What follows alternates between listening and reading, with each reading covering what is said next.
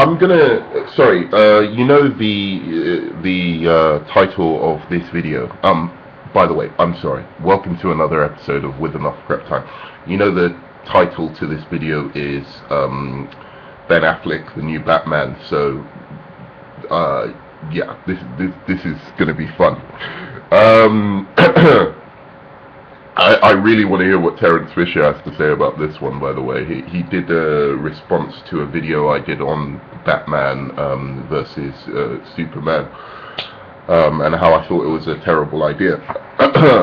But anyway, before I start this video, I should say I was going to do a video review on Kick-Ass 2, and also just looking at Jim Carrey's response to well, basically not wanting to promote the film because of what happened at Sandy Hook High School in the States.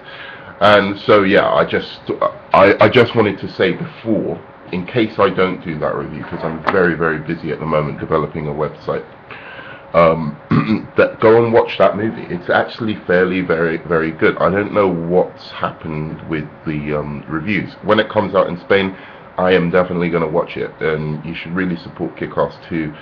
By the way, it makes Man of Steel look, well, Man of Steel makes Kick-Ass 2 look like an absolute masterpiece, by the way. So just it's a very good film. Anyway, apart from that, good news for all you Batman fans, for you people defending this movie. Great news. I think this is a joke, by the way. I've woken up this morning and I really think it's a joke. I don't, or someone's leaked something that maybe I can't believe. I can't believe Warner Brothers is this stupid that they could play into a cynic like myself's hands so much is unbelievable. I really can't believe it. I need to see a few more statements on this. But apparently Ben Affleck is our new Batman.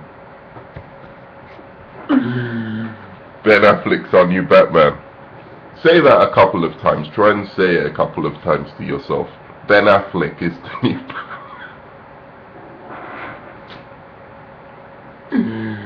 Just in your mind, say it. Say it. Ben Affleck is Batman.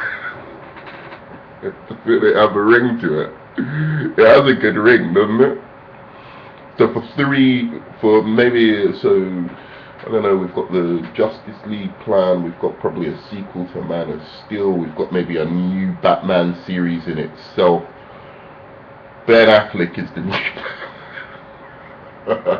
He's got like five movies in the next few years with Ben Affleck as Batman.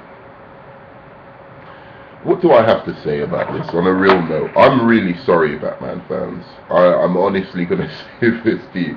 If this news is actually true, I am very sorry. That is the worst possible news you could get. And I'm a Batman fan myself, so I feel bad. But like, to be honest, I felt I don't care about this character anymore. They're going to ruin it because they keep on coming back to this character, and their greed is blinding them to the real fact of what they should actually be doing right now. Tell me something quickly, guys. Did you know Iron Man? Really? Did you really know Iron Man before the first movie in, what was it, 2007? Did you know him? No. Now he's massive. Big star. But DC Warner Brothers cannot just give a bit of have a bit of courage and go, and go out of their way to like explore other DC characters. The year they did Green Lantern, they just did Green Lantern. But the thing is, the year that Marvel did Iron Man, they did Iron Man and the Hulk. So they had two times the chance to succeed, and they succeeded in one, failed in the other. Green Lantern just failed. Maybe if they had have done Wonder Woman in Green Lantern, or Flash in Green Lantern, or somebody else in, or Shazam in Green Lantern, one of them would have succeeded, the other one failed, and they would have had some other crux to lie on, and they wouldn't have to be going back to the same character over and over again till the point that they make the same mistake. There's well, anyway, yeah, so they're making the same mistake as they did before, and it's the George Clooney mistake. And this is even worse. I mean, George Clooney's a bad actor. I don't understand why people particularly like George Clooney. I think he's very, very good at being George Clooney. That was what his talent was. He was very, very honestly good at being George Clooney. As an actual, as an actor, he's a funny, nice, guy in real life, and etc., etc. And he is very charismatic, and he brings the charisma of George Clooney to screen. But as an actor, he hasn't got range. You can't say, hey, okay, George Clooney, be, a gay dancer, or George Clooney, be this, or George Clooney, be Bruce Wayne and Batman. Show multiple sides to yourself. No, you can't do that, because he's George Clooney all the time. That's what he's good for.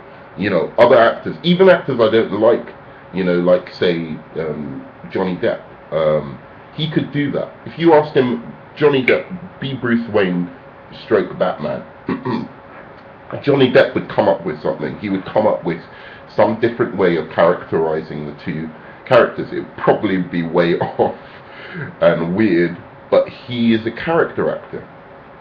Yeah, he's an actor who can do these different roles, as was Christian Bale. This is something about Christian Bale. You say Christian Bale, be an American gigolo, be a down and out clown who's a single father. Christian Bale would be, and Christian Bale will come up with a different characterization for each one. Yeah, it will be a different. You would see a different character on the screen for each one. You'd know that there's some central kind of thing connecting them, which is Christian Bale, but you'd come up. He'd be a different character. Be an American trained to be a samurai. It's the same with Tom Cruise. There's a number of different actors who are character actors, right? Sean Penn, Daniel Day-Lewis, Edward Norton. These kind of people, you tell them to come to screen as a different character, and they will actually come to screen as a different character. There'll be the semblance of the same core identity, which is they are themselves, that actor, but they will try and portray something different on screen. Ben Affleck, right, has had some cachet in recent time because he's done some good jobs directing, right?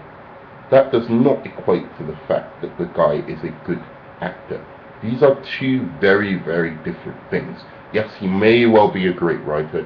He may well be a a very, very good director.